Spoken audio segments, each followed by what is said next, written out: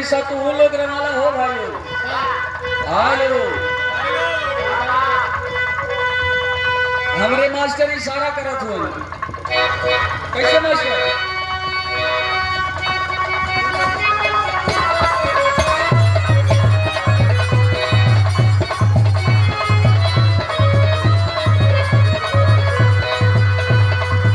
अरे काट गए बिजुलिया सखिया साट गए सैया जी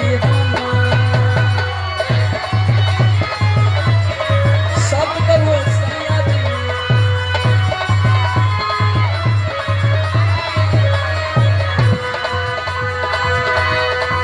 अरे काट गए बिजुलिया सखिया साट गए सैया जी हमर घरी के पलंगिया पर फोट से पलट गए सैया जी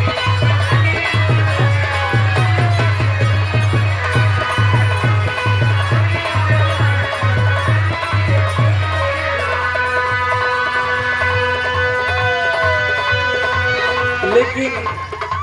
सुषमा जी कहली कि हम तो के बड़ी प्यार करेला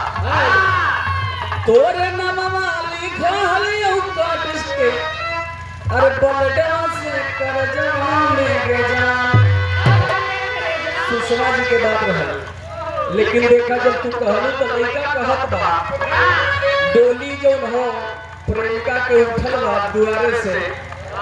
तब दुल्हा जो प्रेमिका प्रेमी बाबू कहलस का कहलस अरे आखरी मिलनवा के आगे आखरी मिलनवा करे ले आओ परियारवा के जा करे ले आओ परियारवा के जा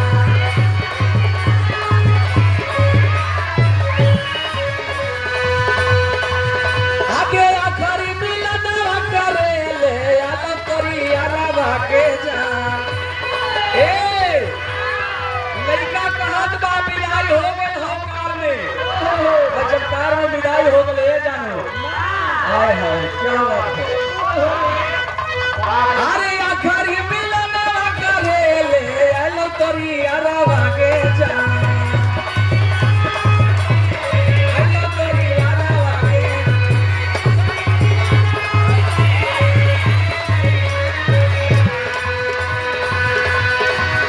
आगे आखरी मिलन करे ले आलो तोरी अरवा के जा अरे खोल देना शीशा तनी करवा के देखो चेहरा के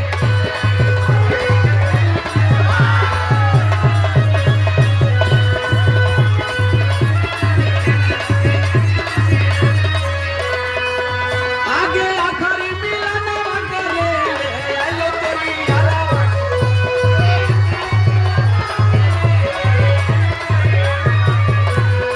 आखरी आगे आखरी मिलन करे ले आलो तोरी अरवा के जा ए जान आगे खोल देना आगे खोल देना आगे खोल देना शीशा का निकाला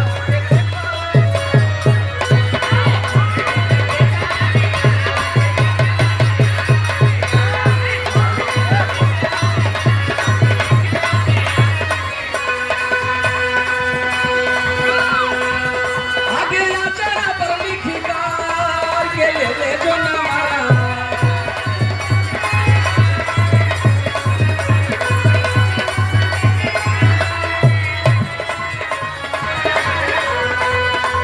अरे फोनवा पर जानता नहीं करिए हालत करा बताइए समाचार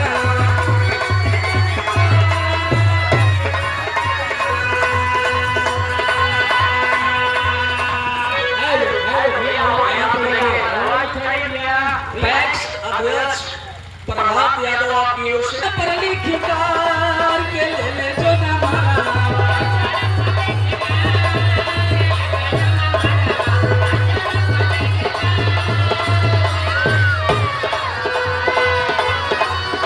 आगे फोनवा पर करिए के हाल समाचार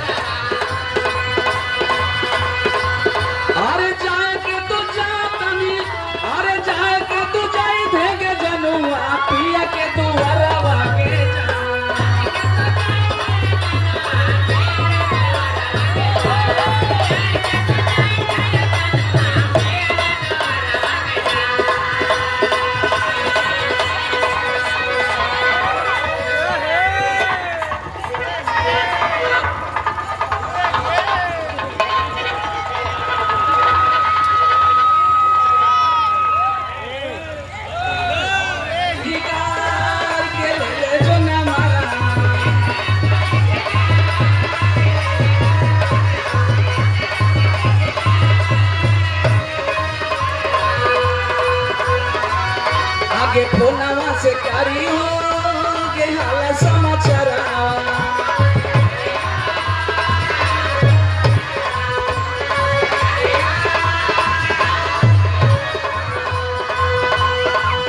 आगे जाए के तू जाई धोई जनुआ पिया के दुआरा के जा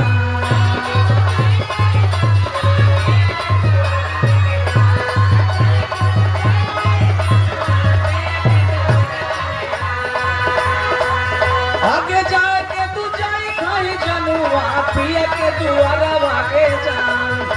ए जान आगे खोल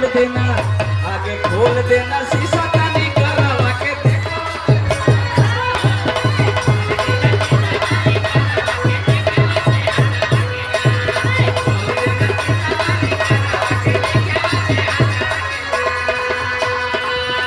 अरे उठते दराद होता बैठते दराद हो